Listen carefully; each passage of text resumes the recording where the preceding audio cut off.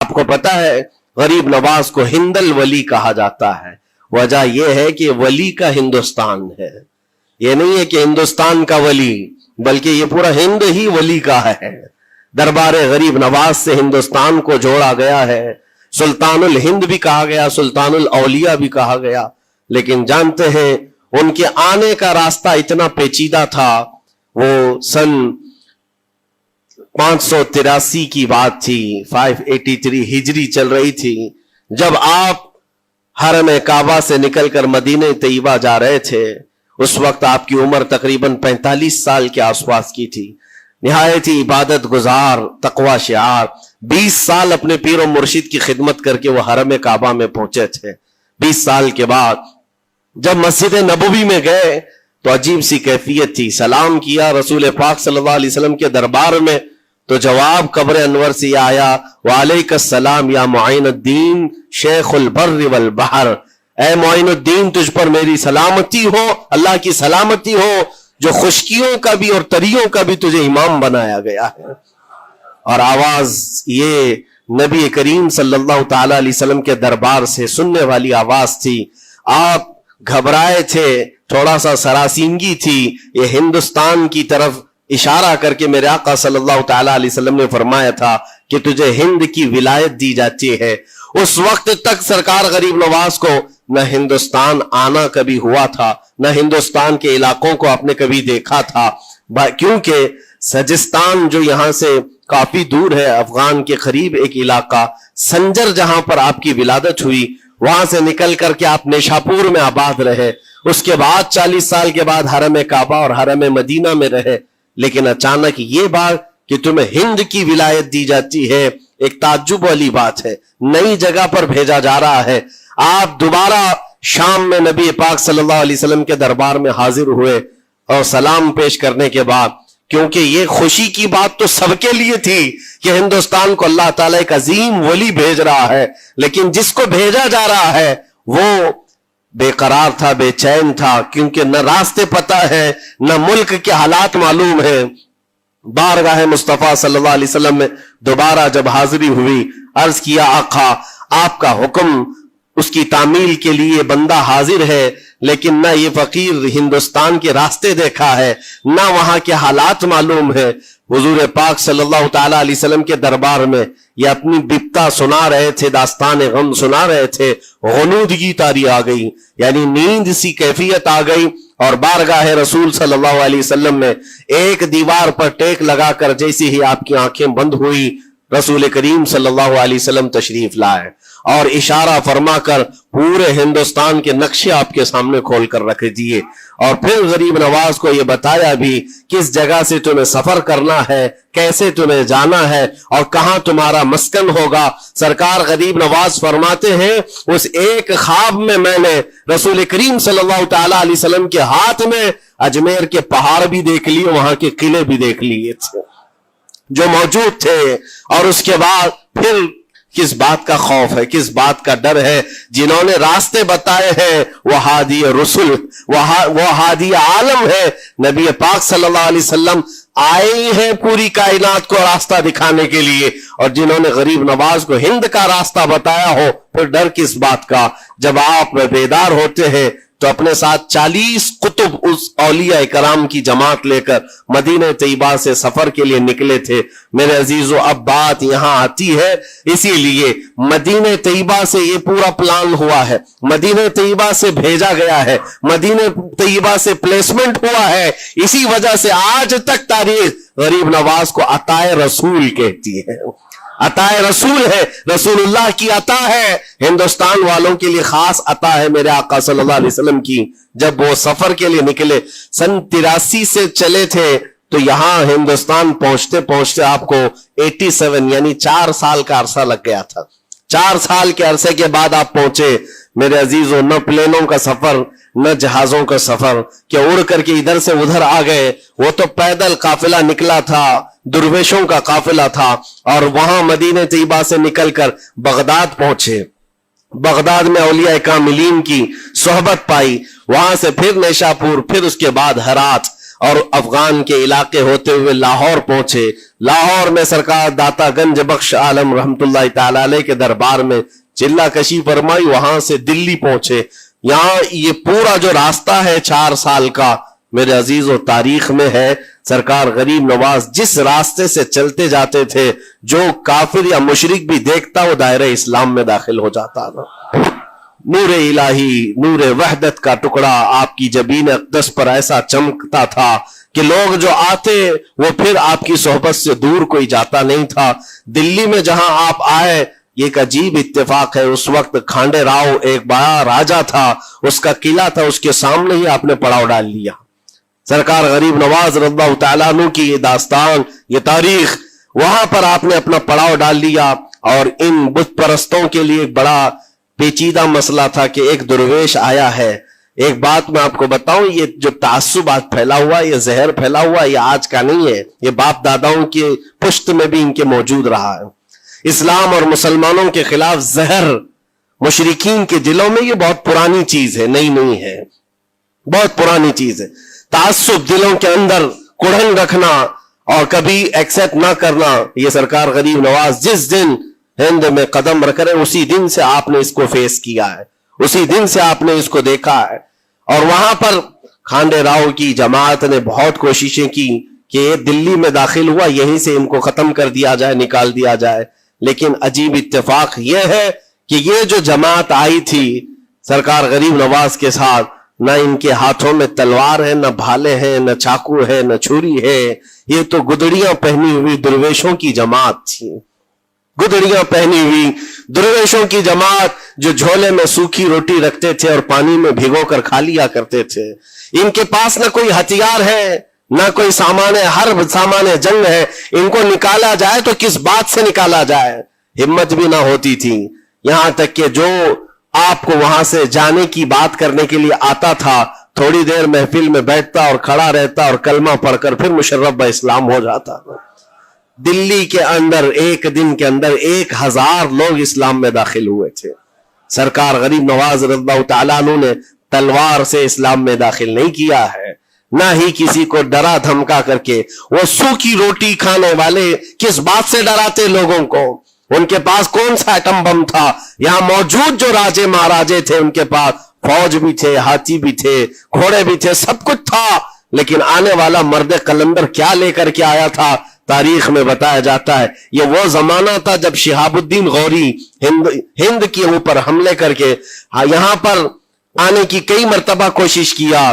یہ افغان کا بادشاہ تھا شہاب الدین غوری، جب ہندوستان پر کئی مرتبہ حملے کر کے ناکام لوٹ رہا تھا، بیچ راستے میں ان فقیروں کی جماعت سے بادشاہ کی جماعت کی ملاقات ہو گئی.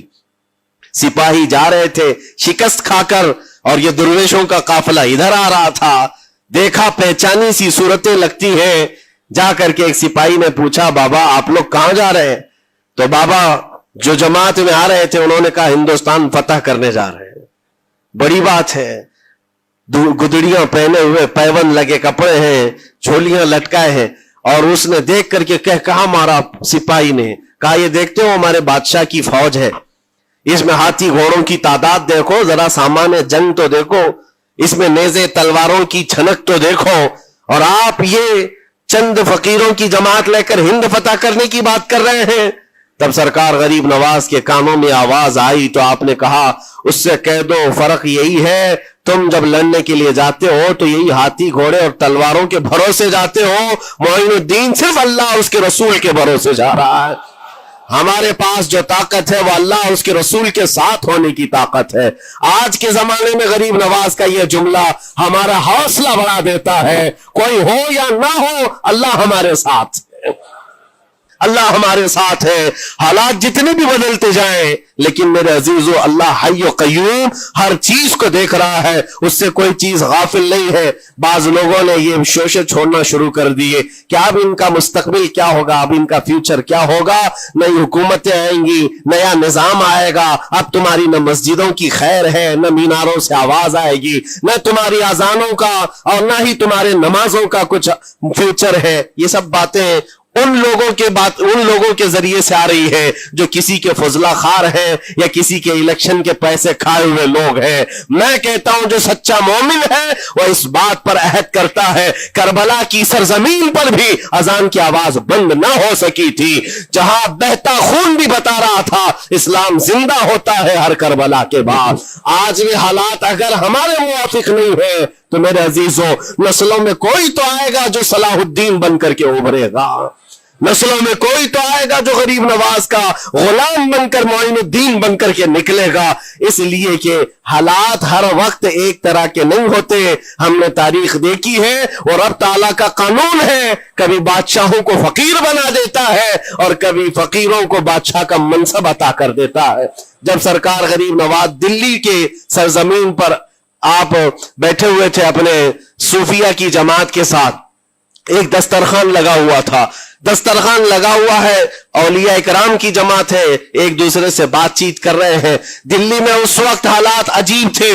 एक छोटा सा लड़का जिसकी उम्र 13 या 14 साल की रही होगी, वो अपने हाथ में खटोरी और एक तीर और तरकश लेकर के सामने से जा रहा था। औलिया की नजर उस पर पड़ी, सरकार गरीब नवाज ने नजर उठाकर देखी, और सामने से मजमे से जाने वाले बच्चे बहुत सारे होते हैं, कोई आया गया, लेकिन गरीब नवाज ने नजर उठाकर देखा और फिर सूफिया की जमात से कहा कि देखना ये कल दिल्ली का बादशाह बनकर के निकलेगा, हिंदुस्तान की पूरी सल्तनत इसके पास होगी। तारीख में मौजूद है गरीब नवाज की जुबान से निकला हुआ ये जुमला। वो लड़का कोई और नहीं था, सुल्तान शमसुद्दीन अल्तमश, जो हिंदुस्तान का ताकतवर बादशाह बनकर के निकला था।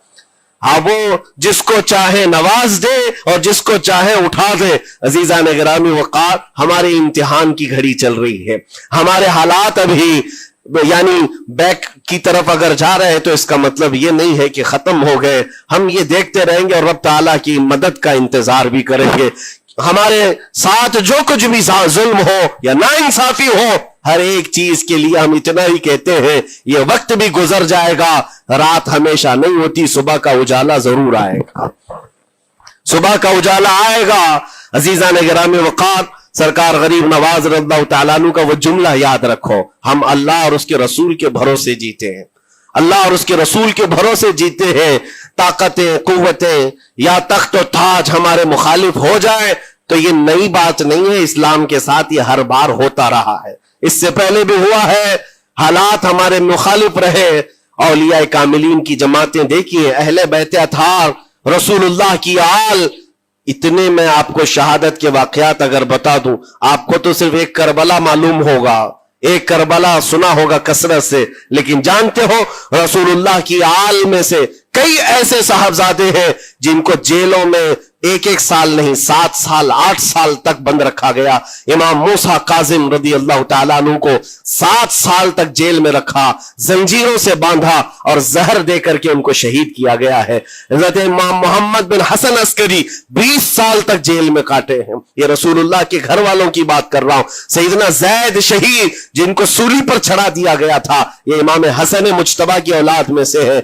ये सारे खूनी दास्ताने यहां इस्लाम की तारीख में मौजूद है। जब इस्लाम उस वक्त नहीं रुका तो अब क्या खाक रुकेगा? इस्लाम अब नहीं रुकना है, कयामत तक इसकी हिफाजत अल्लाह करीम फरमाएगा, अल्लाह करीम फरमाएगा। हम जैसे आएंगे और चले जाएंगे, लेकिन इस्लाम को फलना फूलना है, ये फलता फूलता ही रहेगा इंशाअल्लाह। आपकी जिम्मेदारी इतनी है, आपकी इतनी जिम्मेदारी है, हालात देख करके बच्चों को यह ना कहना कि बेटा आप जैसे हालात चल रहे हैं वैसे ही चलते रहो। नहीं, अपने बेटों को यह तरगीब देना कि बेटा आज हम इम्तिहान की घड़ी में हैं, कल अगर अल्लाह ने हालात अच्छे कर दिए तो याद रखना, जिस जगह बुतकदे बने हमारी मस्जिदों को तोड़कर, इंशाअल्लाह वहां से अजान की आवाज फिर से गूंजेगी, अजान की आवाज आए। ये बच्चों को नसीहत होनी चाहिए। हमारी तारीख मिटाने से मिटती नहीं है, एक दौर आएगा फिर जब अल्लाह करीम चाहे तो ये तारीख खुल करके लोगों के सामने आए। हम किसी पर जुल्म करने की इजाजत हरगिज नहीं देते, और साथ ही इस्लाम ये भी कहता है जुल्म हो जाए तो सहने की इजाजत भी नहीं है। आपको हक बात बोल कर जाना है, حق بات پہنچا کر کے جانا ہے. بولنے میں کیا ہے, ہماری زبان کاٹی جائے گی, ہماری گردن ماری جائے گی, لیکن حق بات کی حفاظت نسلوں تک منتقل کرنا اللہ کریم کی طرف سے ایک بہت بڑا انعام ہے. اس کا بہت بڑا انعام ہے. یہ تو ہم کر ہی سکتے ہیں, ہماری نسلوں کو یہ بات بتائیں گے انشاءاللہ العزیز. یہ غریب نواز کا ہندوستان کل بھی تھا, آج بھی اور ہمیشہ رہے گا انشاءاللہ. سرکار غریب نواز کا پھیلایا ہوا یہ چراغ کبھی پھونک کے پھونکوں سے بجھایا تو نہیں بجھایا جا سکتا.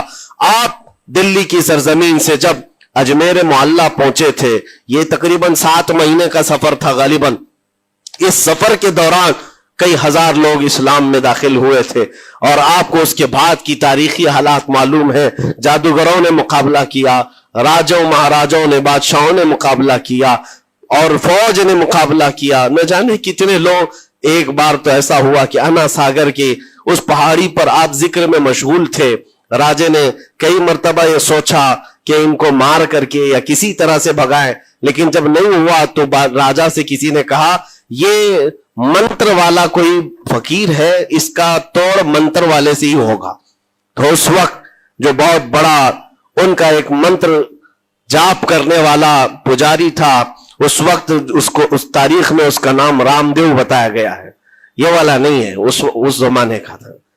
اور اس کو راجا نے جا کر کہا, وہ کبھی کسی سے مقابلے کے لیے آیا نہیں تھا, اس نے حامی بھر لی کہ ہاں ٹھیک ہے میں جاؤں گا, دیکھتا ہوں کون فقیر آیا ہے ہماری اس دھرتی پر, اور میں جاپ کروں گا, اگر جادو ہے تو جادو سے میں کاٹ دوں گا. اس نے تقریباً اپنے ساتھ 400 یا 500 پجاریوں کو لیا, اور جب وہ آیا تو سرکار غریب نواز کے ساتھ 2 خادم تھے, آپ کے ساتھ صرف 2 خادم بیٹھے ہوئے تھے. کہا کہ حضور بہت بڑا مسئلہ ہے, پجاریوں کا جادو ہم پر حملہ آور ہے, ان کا جادوگر حملہ آور ہے, اور مقابلے کے لیے وہ لوگ میدان کے قریب آ چکے, پہاڑ کے نیچے ہیں. آپ اپنے چلہ گاہ سے اٹھتے ہیں جہاں پر آپ عبادت کر رہے تھے. کہا ٹھیک ہے ہم جاتے ہیں. اور اس کے بعد سرکار غریب نواز نے کہلا بھیجا اپنے خادم سے, کہو کہ وہ اپنا منتر پڑھیں, ہم اپنا منتر پڑھیں. وہ اپنا منتر پڑھیں جو بھی ان کے جادو کا ہے. اب جب وہ پنڈت نے, پجاری نے دیکھے بغیر اپنے سارے پجاریوں سے کہا کہ جیسے ہی وہ درویش آئے گا, وہ فقیر آئے گا, ہمارا یہ منتر ہے یہ پڑھنا, وہ آگ میں بھسم ہو جائے گا, دنیا دیکھے گی. سبوں نے کہا ٹھیک ہے, لیکن ابھی کسی نے دیکھا نہیں تھا. لیکن جیسے ہی وہ اپنی جھوپڑی سے یہ مرد قلندر جلوہ رسول لے کر کے نکلا تھا, جمال رسول لے کر نکلا تھا. بیٹا ہے کس کا؟ حسن و حسین کا بیٹا ہے, فاطمہ زہرا کا بیٹا ہے. جیسے ہی باہر آئے, وہ منتر جو سکھایا گیا تھا سب کے قریب قریب آئے. 400 لوگوں نے وہ غریب نواز کی پیشانی کو دیکھ کر منتر پڑھنا شروع کیا. اور منتر کیا تھا ان کی زبان سے؟ لا الہ الا اللہ, لا الہ الا اللہ, لا الہ الا اللہ. لوگوں نے کہا یہ ادھر کیسے آ گیا کلمہ؟ اور جا کر اس رام دیو سے کہا گیا, اس نے کہا کہ یہ 400 کے 400 لوگ تو کوئی اور ہی کلمہ پڑھ رہے ہیں, کوئی اور ہی کلمہ پڑھ رہے ہیں. وہ اتر کر کے آیا ہاتھی کے کجاوے سے نیچے, اور سرکار غریب نواز کو دیکھا تو اس نے کہا یہ جھوٹ نہیں کہہ رہے, میں بھی وہی پڑھتا ہوں جو یہ پڑھ رہے ہیں. آپ کو تاریخ میں پتا ہو کہ اس کا نام سرکار غریب نواز نے شادی دیو رکھا اور اپنے مریدین میں شامل فرمایا, اور زندگی بھر سرکار غریب نواز کے خلفاء میں اور آپ کے خادموں میں شامل رہا. یہ تلوار سے اور چاقو بھالے نیزے سے نہیں کیا گیا تھا, وہ نور مصطفیٰ کی جلوہ گری تھی. جہاں نظر اٹھایا وہاں کے دلوں کی کالک کو دور کر کے ان کے دلوں کو بھی روشن فرما دیا تھا. آج ہم بھی یہی تمنا کرتے ہیں, اجمیر اسی لیے جاتے ہیں کہ ایک نظر ہم غریبوں پر پڑ جائے اور دل کا کالک اور دل کی کالک نکل جائے اور پھر دل چمکنے لگ جائے, کیونکہ اللہ کے ولیوں کی نظر جہاں پڑتی ہے وہ جگہ بھی روشن اور تابناک ہو جایا کرتی ہے. مولا کریم سرکار غریب نواز کی نسبتیں زندگی بھر ہمارے ساتھ قائم و دائم رکھے, اور پھر اپنی نسلوں کو بھی اللہ تعالیٰ ان کی غلامی میں شامل رکھے. اجمیر ہم جا نہ سکے, لیکن یہاں سے ہم یہ التجا کریں گے غریب نواز کے دربار میں, خواجہ ہند وہ دربار ہے آلہ تیرا, کبھی محروم نہیں مانگنے والا تیرا. تیرے در کی یہ کرامت دیکھی ہے بارہا, تیرے در کی بارہا یہ کرامت دیکھی ہے. ومن خلفهم وعن أيمانهم وشمائلهم اور میں اس سیدھے راستے پر جو بھی گزرے گا اس کو کبھی سامنے سے آ کر بہکاؤں گا، کبھی پیچھے سے آ کر بہکاؤں گا، کبھی دائیں سے کبھی بائیں سے۔ اور اللہ تبارک و تعالیٰ سے شیطان مردود یہ کہتا ہے وَلَا تَجِدُ أَكْثَرَهُمْ شَاكِرِينَ، تو تیرے بندوں میں شکر گزار بندے نہیں پائے گا۔ مطلب یہ ہے کہ ابلیس لعین مسلسل یہ کوشش میں ہے کہ اللہ تبارک و تعالیٰ کے بندوں کو اس کے ذکر سے دور کرے، اس کے شکر سے دور کرے۔ آج بھی وہ کیفیت ہم دیکھتے ہیں کہ سب سے زیادہ اللہ کے ذکر سے روکنے کے لیے جو شیطانی طاقتیں کوشش کر رہی ہیں، مگر میرے عزیزو یہ تمہارا امتحان ہے، تمہارا امتحان ایسا کہ کبھی یہ مت سمجھنا کہ تم خالی ہو، کیونکہ قرآن پاک اللہ تبارک و تعالیٰ 21ویں پارے میں فرماتا ہے احسب الناس ان یترکوا ان یقولوا آمنا وهم لا یفتنون، کیا لوگ یہ گمان کر کے بیٹھے ہیں کہ وہ ایمان لے آئے تو ہم ان کو آزمائیں گے نہیں، یا ان کو چھوڑ دیا جائے گا؟ جو ایمان لایا ہوا بندہ ہے وہ آزمایا جائے گا۔ ایمان اگر تمہارے پاس ہے تو تمہیں امتحان سے بھی گزرنا ہی ہوگا۔ یہ ایمان کسی حلوہ پراٹھے کا نام نہیں ہے کھا کر کے مست نیند سو جائے، پھر اسے اس دار فانی میں، اس دنیا میں امتحانات سے گزار کر کے اپنے ایمان کی کسوٹی کو دکھانا ہوگا۔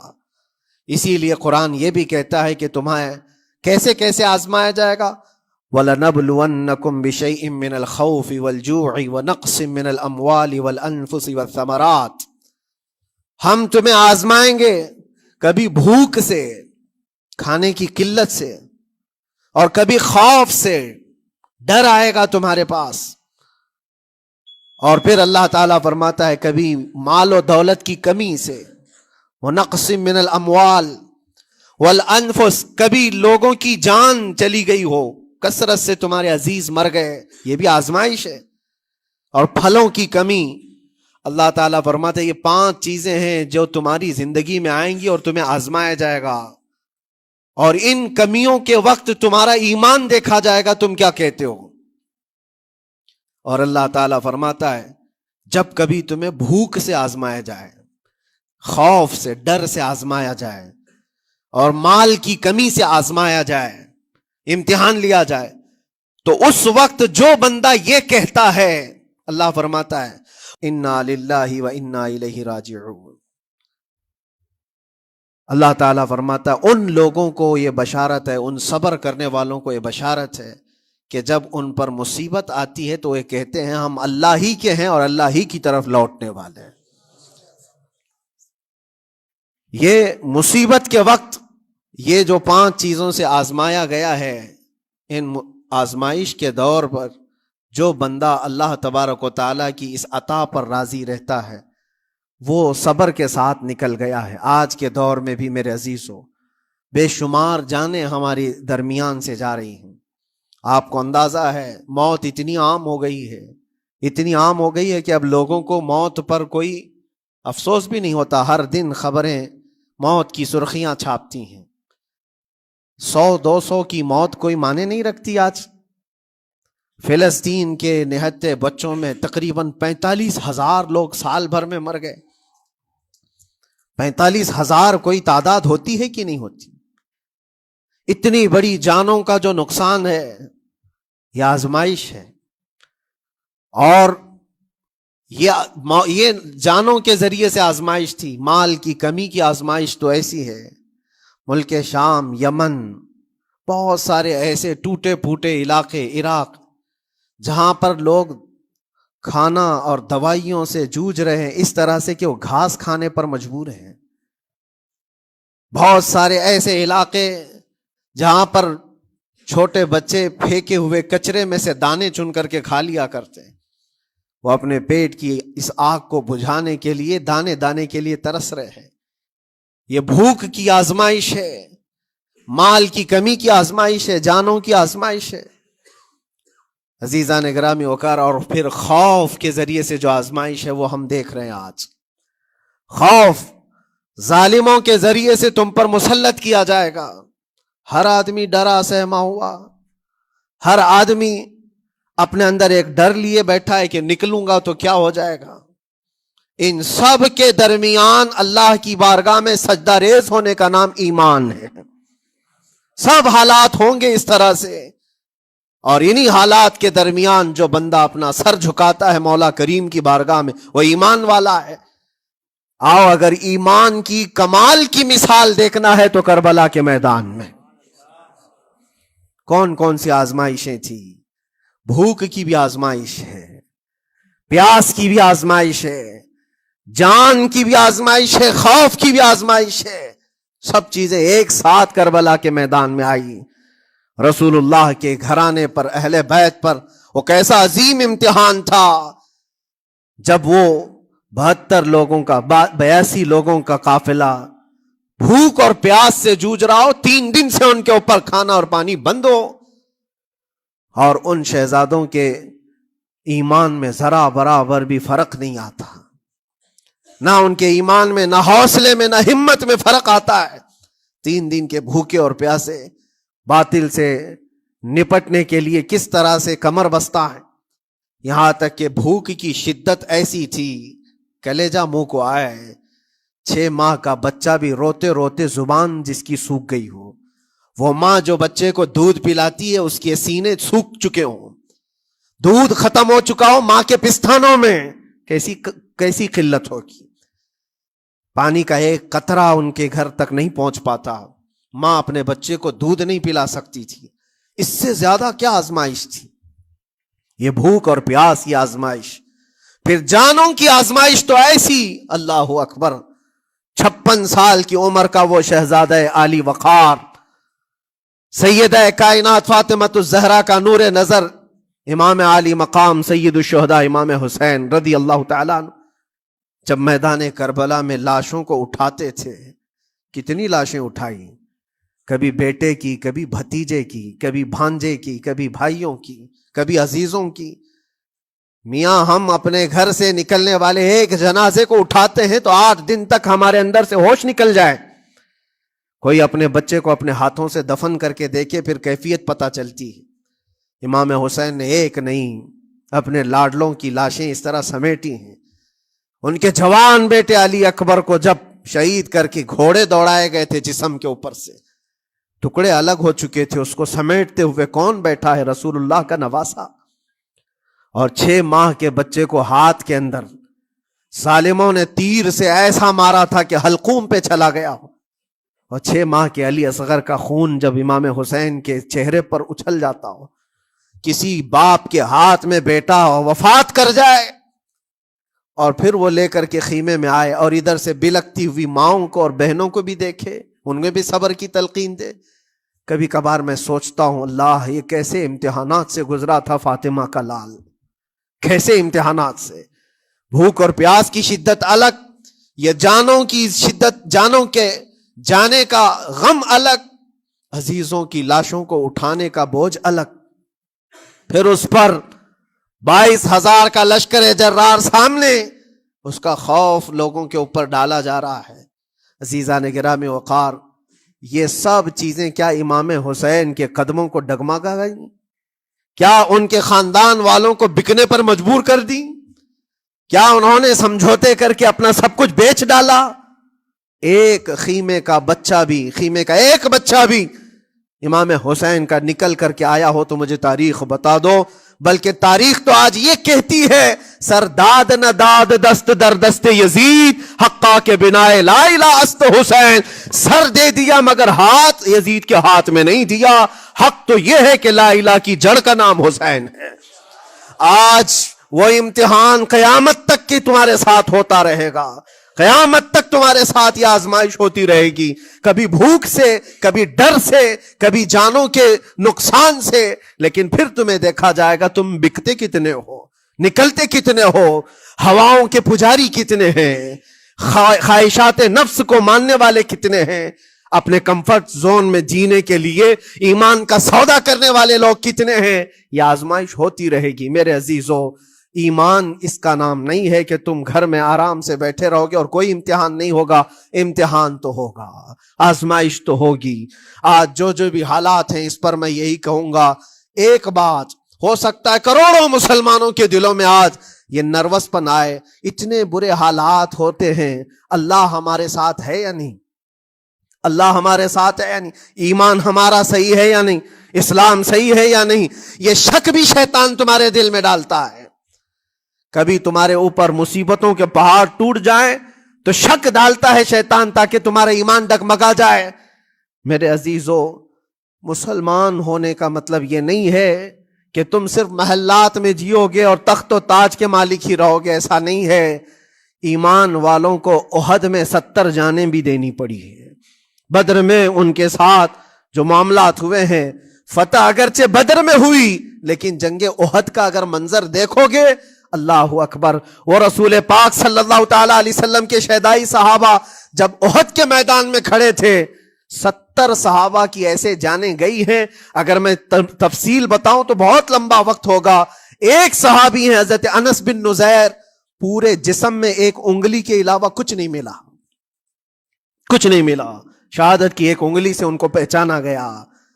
حضرت سعد بن ربیع، یہ ایسے صحابی ہیں جن کا پیٹ پورا پھاڑ دیا گیا تھا اور 12 نیزے مارے گئے تھے۔ وہ سید الشہداء امیر حمزہ بھی تو اسی احد کے میدان میں شہید ہوئے، جن کو بھالے سے مارا گیا اور چیر کر کے ان کا کلیجہ چبایا گیا تھا۔ عبداللہ بن جہش اسی میدان میں انتقال کیے ہیں، جن کے جسم کے 80 ٹکڑے کر دیے گئے تھے اور ہر ٹکڑے کا ہار بنا کر ظالموں نے پہنا تھا، ہار بنا لیا تھا جسموں کے۔ یہ سارے منظر احد کے میدان میں ہوئے، اور کون سے ایمان والے؟ وہ رسول اللہ کی اقتداء میں نماز پڑھنے والے، حضور پاک کے چہرے انور کو دیکھنے والے۔ جب ان کے ساتھ یہ آزمائشیں ہو سکتی ہیں تو ہم کون سی گاجر مولی ہیں؟ ہمارے ساتھ بھی آزمائشیں ہوں گی۔ جس کا جیسا ایمان ہوگا ویسا وہ امتحان بھی دے گا، اسی امتحان سے وہ گزارا جائے گا۔ مگر میں آج کروڑوں مسلمانوں کے دلوں کے بارے میں یہ بات کہنا چاہتا ہوں کہ اگر نروس پن ہے کہ یہ حالات ایسے کیوں ہیں، حالات ہر زمانے میں ہوتے رہیں گے۔ ستیزہ کار رہا ہے ازل سے تا امروز، شرار ابو لہبی سے چراغ مصطفی، یہ ہماری تاریخ ہے، یہ تاریخ ہے میرے عزیزو۔ اللہ تعالیٰ قرآن میں فرماتا ہے تِلْكَ الْأَيَّامُ نُدَاوِلُهَا بَيْنَ النَّاسِ، یہ دن ہیں جو ہم لوگوں کے درمیان پلٹتے رہتے ہیں، کبھی تم بادشاہ بنو گے، کبھی فقیر بن جاؤ گے، اور آج جو تخت پر ہیں ہو سکتا ہے وہ کل ڈگر ڈگر گھوم رہے ہوں۔ آج جن کو طاقت کا نشہ ہے ہو سکتا ہے وہ بھیک مانگنے پر بھی مجبور ہو جائے۔ لیکن ایک بات یاد رکھنا، نروس پن اپنے دل میں آنے نہ پائے، ان حالات سے دیکھ کر کے گھبرا نہ جانا۔ ایمان تمہارا سچا ہے، اللہ کل بھی تمہارے ساتھ، آج بھی تمہارے ساتھ، بس تمہاری عبادت میں فرق آنے نہ پائے، تمہارے سجدوں میں کمی ہونے نہ پائے، تمہارے ایمان میں تزلزل آنے نہ پائے۔ اللہ ایک ہے تو ایک ہے، اللہ سچا ہے تو سچا ہے۔ میں نے اللہ کو نہیں دیکھا لیکن اللہ پر ایمان ضرور ہے۔ یہ یقین اور یہ عقیدہ تمہارا مضبوط رہے۔ ہاں، ہمیں معلوم ہے، کچھ لوگ ہم سے پوچھتے بھی ہیں، اللہ تبارک و تعالیٰ پوری کائنات کا مالک، جس نے ہر چیز پیدا کیا اور اس کی عبادت کرنے والے ہو آپ، لیکن پھر اسی اللہ رب العزت کی یہ مسجدیں کیوں ڈھائی گئی؟ کیوں مسجدوں کو ختم کیا جا رہا ہے؟ اللہ کے ذکر کو روکنے کے لیے طاقتیں پوری مسجدوں کو ڈھانے کی کیوں بات کرتی ہیں؟ پھر اللہ کچھ کیوں نہیں فرماتا؟ میرے عزیزو، یہ کائنات ہے جس کو اللہ نے اسباب پر بنا کر بھیجا ہے اور تمہیں عمل کے لیے بھیجا گیا ہے۔ تمہارا عمل دیکھنا ہے، تم کتنے پابند ہو، تم کتنے اپنی حفاظت کرتے ہو، تمہارے ایمان کی، تمہاری عبادتوں کی، تمہاری مسجدوں کی۔ تم مسجدیں خالی کر کے گھوم رہے ہو، فجر کی نماز میں اپنے گھروں پر سوئے ہو، اور پھر اللہ کے گھروں کی حفاظت کی بات کر رہے ہو کہ مسجدیں ڈھائی جا رہی ہیں، مسجدوں پر آکرمن ہوتا ہے۔ یہ ساری باتیں کیوں؟ تم جب ان صفوں کو خالی کر دو گے، یہ مسجدیں چیخ چیخ کر پکارتی ہیں اللہ کی بارگاہ میں۔ پل بھر میں بنا لی، شب بھر میں بنا لی مسجد تو ایمان کی حرارت والوں نے۔ من اپنا پرانا پاپی تھا، بچپن سے نمازی بن نہ سکے۔ مسجدیں بڑی بڑی شاندار بنا لینا اور اس کو آباد نہ کرنا، یہ بھی تو ظلم ہے۔ آپ ان مسجدوں کی حفاظت کی جو بات کر رہے ہیں، ان مسجدوں کی حفاظت صرف کمیٹیاں بنانے سے نہیں ہوتی، نمازوں سے ہوتی ہے۔ اس کے اندر تلاوت قرآن سے ہوتی ہے عزیزان گرامی. اور پھر یہ بات ان ظالموں کے لیے کہ اگر وہ ہاتھ لگا کر مسجدوں کو اٹھانا پھینکنا اس کو اپنی طاقت کا ذریعہ سمجھتے ہیں تو سمجھ لو تھوڑے دن کی بات ہے. اگر اسی کا نام طاقت ہے کہ عبادت گاہوں کو مسمار کر کے طاقت کے تخت کو بٹھایا جائے تو یاد رکھنا بڑھتے بڑھتے بڑھتے تمہارا نشہ کہیں تمہیں فرعون نہ بنا دے. اور اگر فرعون بن گئے تو انتظار کرو، اللہ تعالیٰ بڑے بڑے فرعونوں کو صرف پانی سے ہلاک کرتا ہے. بہت بڑے بڑے نمرودوں کو اللہ تعالیٰ مچھر سے ہلاک کرتا ہے. وہ ابرہہ بھی تو آیا تھا جو کعبہ ڈھانے کے لیے آیا تھا، ہاتھیوں کا لشکر لے کر آیا تھا، جس کا ذکر قرآن پاک میں الم تر کیف فعل ربک باصحاب الفیل. اے محبوب کیا آپ نے نہیں دیکھا ہاتھی والوں کے ساتھ اللہ نے کیا معاملہ کیا؟ پورا ہاتھیوں کی فوج لے کر آیا تھا کعبے کو ڈھانے کے لیے. ہوا کیا؟ کعبہ کو ڈھانے کے لیے اتنی خطرناک فوج تھی اور مکہ والوں میں لڑنے کی اتنی طاقت نہیں تھی. اللہ کریم نے ابابیل چڑیوں کی ایک فوج کو بھیجا. ہاتھی کہاں اور چڑیا کہاں؟ کوئی مقابلہ ہوتا ہے؟ کوئی مقابلہ ہے؟ تصور میں نہیں آتا. لیکن رب تبارک و تعالیٰ کا ایک دستور ہے، بڑی بڑی طاقتوں کو چھوٹی طاقتوں سے ہلاک کرتا ہے. چھوٹی چھوٹی سی چڑیاں ایک ہاتھ میں تمہارے آ جائے، ایک چونچ میں اور دو پاؤں میں کنکریاں لے کر آتی تھی، اوپر سے صرف وہ کنکریاں گراتی، ہاتھیوں کے پیٹ پھٹ جاتے اور آگ لگ جاتی تھی. اللہ تبارک و تعالیٰ کی طاقت کا یہ مشاہدہ، قوت کا ایک ہلکا سا اظہار جو مکہ کی ان وادیوں میں ہوا منا. اور اللہ تعالیٰ فرماتا ہے فَجَعَلَهُمْ كَعَصْفٍ مَأْكُولٍ. اللہ نے ان کو ایسا کر دیا جیسے کھائی ہوئی مرغی ہوتی ہے، نوچ نوچ کر کے کھا کر چھوڑی ہوئی مرغی ہو. پوری فوج کی حالت ایسی ہو گئی تھی. کعبہ مکرمہ کو ڈھانے کے لیے آئے تب اللہ تبارک و تعالی ظالموں کو کس طرح سے نیست و نابود فرمایا. ہمیں یقین ہے میرے عزیزوں، اللہ تبارک و تعالی وہ ابابیل بھیجنے والا مولا آج بھی زندہ اور ہمیشہ زندہ رہے گا. وہ حی اور قیوم ہے، ہمیشہ سے زندہ ہے اور ہمیشہ زندہ رہے گا. لیکن تمہارا امتحان ہوتا رہے گا، تمہارا امتحان ہوتا رہے گا. اللہ کے نبی صلی اللہ تعالی علیہ وسلم کے لیے مدد آئی ہے تو اس کا مطلب یہ نہیں ہے کہ وہ صرف بیٹھ کر کے مدینے میں دعائیں کرتے تھے. نہیں، عمل کے میدان میں اترے بھی ہیں.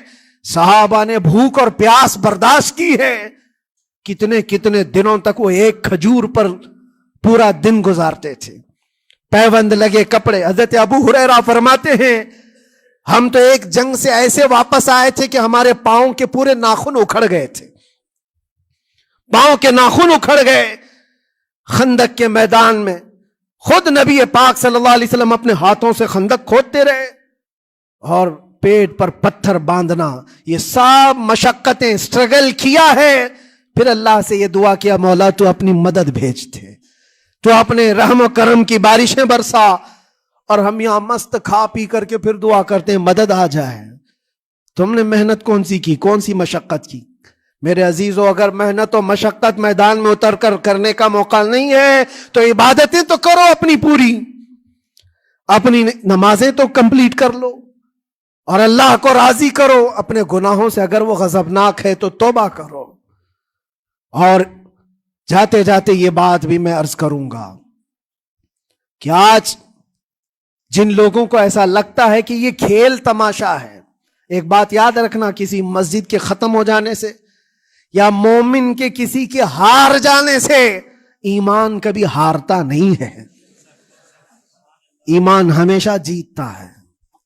تھوڑی دیر کی تکلیف تو مومن کو ہو سکتی ہے لیکن اس کے ساتھ ایمان ہے تو ہمیشہ سر بلند ہے. اس سے بڑی کوئی کامیابی کیا ہے؟ ہم نے دیکھا ہے کربلا کی تاریخ میں جیتا کون ہے؟ دنیا کی نظر میں، اس وقت کی میڈیا کی نظر میں، اس وقت کے جو کتے ہوں گے ان کی نظر میں یزید جیتا ہوگا.